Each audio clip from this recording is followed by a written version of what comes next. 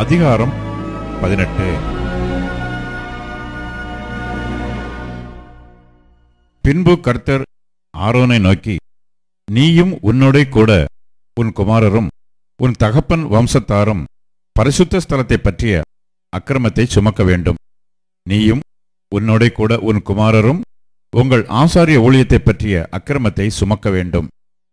உன் தகப்பனாகிய லேவியின் கோத்திரத்தாரான உன் சகோதரரையும் உன்னோடே கூடியிருக்கவும் உன்னிடத்திலே சேவிக்கவும் அவர்களை சேர்த்துக்கொள்.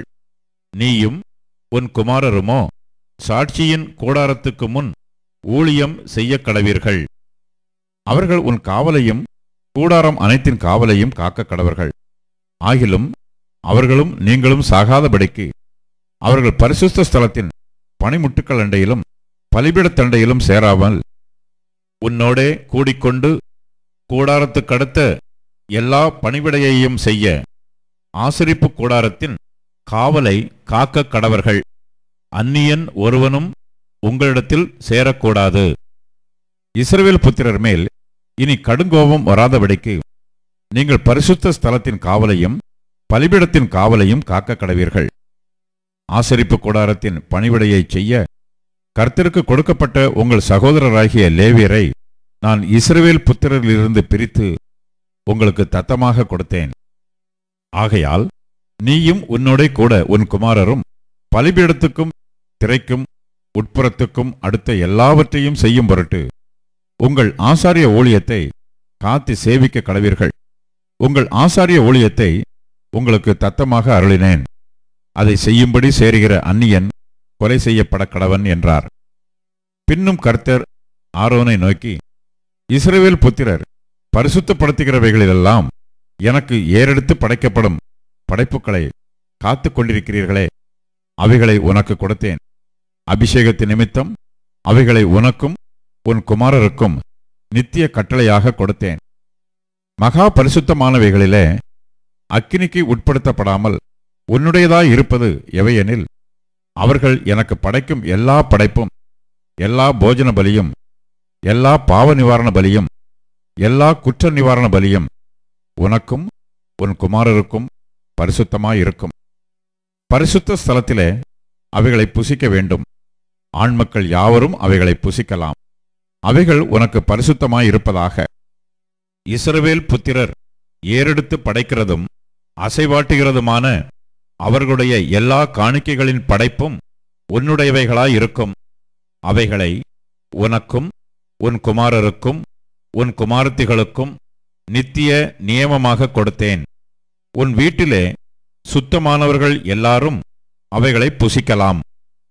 அவர்கள் கர்த்தருக்கு கொடுக்கும் அவர்களுடைய முதற் பலன்களாகிய உச்சிதமான எண்ணெயையும் உச்சிதமான திராட்சை ரசத்தையும் தானியத்தையும் உனக்கு உரியதாக கொடுத்தேன்.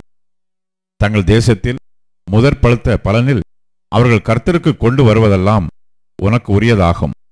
உன் வீட்டிலே சுத்தமாயிருப்பவர்கள் யாவரும் அவைகளை புசிக்கலாம். இஸ்ரவேலிலே சாபத்தீடாக நேர்ந்து கொள்ளப்பட்டதெல்லாம் உனக்கு உரியதாயிருக்கும். மனிதரிலும் மிருகங்களிலும் அவர்கள் கர்த்தருக்கு செலுத்தும் சமஸ்த பிராணிகளுக்குள்ளே கற்பம் திறந்து பிறக்கும் யாவும் உனக்கு உரியதாயிருக்கும்.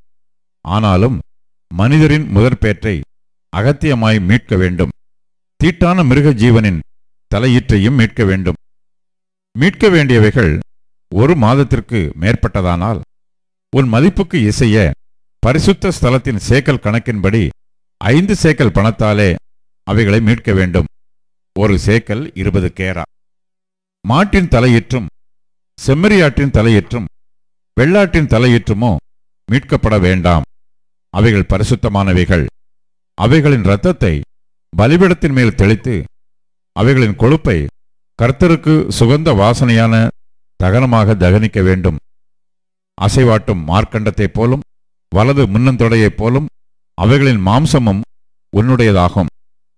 இஸ்ரவேல் புத்திரர் கர்த்தருக்கு ஏறெடுத்து படைக்கிற பரிசுத்த படைப்புகளையெல்லாம் உனக்கும் உன் குமாரருக்கும் உன் குமாரத்திகளுக்கும் நித்திய கட்டளையாக கொடுத்தேன். கர்த்தருடைய சந்நிதியில் இது உனக்கும் உன் சந்ததிக்கும் என்றைக்கும் செல்லும் மாறாத உடன்படிக்கை என்றார். பின்னும் கர்த்தர் ஆரோனை நோக்கி, அவர்களுடைய தேசத்தில் நீ ஒன்றையும் சுதந்திரித்துக் கொள்ள வேண்டாம். அவர்கள் நடுவே உனக்கு பங்கு உண்டாயிருக்கவும் வேண்டாம். இஸ்ரவேல் புத்திரர் நடுவில் நானே உன் பங்கும் உன் சுதந்திரமுமாய் இருக்கிறேன். இதோ, லேவியின் புத்திரர் ஆசரிப்பு கூடாரத்தின் பணிவிடையை செய்கிற அவர்களுடைய வேலைக்காக இஸ்ரவேலருக்குள்ளவை எல்லாவற்றிலும் தசம பாகத்தை அவர்களுக்கு சுதந்திரமாக கொடுத்தேன். இஸ்ரவேல் புத்திரர் குற்றம் சுமந்து சாகாதபடிக்கு இனி ஆசரிப்பு கூடாரத்தை கிட்டாதிருக்க கடவர்கள். லேவியர் மாத்திரம் ஆசரிப்பு கூடாரத்துக்கு அடுத்த வேலைகளை செய்ய வேண்டும். அவர்கள் தங்கள் அக்கிரமத்தை சுமப்பார்கள். இஸ்ரவேல் புத்திரர் நடுவே அவர்களுக்கு சுதந்திரம் இல்லை என்பது உங்கள் தலைமுறைதோறும் நித்திய கட்டளையாயிருக்கும். இஸ்ரவேல் புத்திரர் கர்த்தருக்கு ஏறெடுத்து படைக்கும் படைப்பாகிய தசம பாகத்தை லேவியருக்கு சுதந்திரமாக கொடுத்தேன். ஆகையால் இஸ்ரவேல் புத்திரரின் நடுவே அவர்களுக்கு சுதந்திரமில்லை என்று அவர்களுக்கு சொன்னேன் என்றார். பின்னும் கர்த்தர் மோசேயை நோக்கி, நீ லேவியரோட சொல்ல வேண்டியது என்னவென்றால், இஸ்ரவேல் புத்திரர் கையில் வாங்கிக் கொள்ளும்படி நான் உங்களுக்கு சுதந்திரமாக கொடுத்த தசம பாகத்தை நீங்கள் அவர்கள் கையில் வாங்கும்போது தசம பாகத்தில் 10 ஒரு பங்கை கர்த்தருக்கு ஏறெடுத்து படைக்கும் படைப்பாக செலுத்த வேண்டும். நீங்கள் ஏறெடுத்து படைக்கும் இந்த படைப்பு களத்தின் தானியத்தைப் போலும் ஆலையின் ரசத்தைப் போலும் உங்களுக்கு எண்ணப்படும். இப்படி நீங்கள் இஸ்ரவேல் புத்திரர் கையில் வாங்கும் தசம பாகமாகிய உங்கள் பங்குகளிலெல்லாம் நீங்களும் கர்த்தருக்கு என்று ஒரு படைப்பை ஏறெடுத்து படைத்து அந்த படைப்பை ஆசாரியனாகிய ஆரோனுக்கு கொடுக்க வேண்டும். உங்களுக்கு கொடுக்கப்படுகிற ஒவ்வொரு காணிக்கையிலும் உள்ள உச்சிதமான பரிசுத்த பங்கையெல்லாம் கர்த்தருக்கு ஏறெடுத்து படைக்கும் படைப்பாக செலுத்த வேண்டும். ஆதலால் நீ அவர்களோட சொல்ல வேண்டியது என்னவென்றால், அதில் உச்சிதமானதை நீங்கள் ஏறெடுத்து படைக்கும்போது அது களத்தின் வரத்திலும் ஆலையின் வரத்திலும் இருந்து எடுத்துச் செலுத்துகிறது போல லேவியருக்கு எண்ணப்படும். அதை நீங்களும் உங்கள் குடும்பத்தாரும் எவ்விடத்திலும் புசிக்கலாம். அது நீங்கள் ஆசரிப்பு கூடாரத்திலே செய்யும் பணிவிடைக்கு ஈடான உங்கள் சம்பளம். இப்படி அதில் உச்சிதமானதை ஏறெடுத்து படைத்தீர்களானால் நீங்கள் அது நிமித்தம் பாவம் சுமக்க மாட்டீர்கள். நீங்கள் சாகாதிருக்கும்படி இஸ்ரவேல் புத்திரரின் பரிசுத்தமானவைகளை தீட்டுப்படுத்தலாகாது என்று சொல் என்றார்.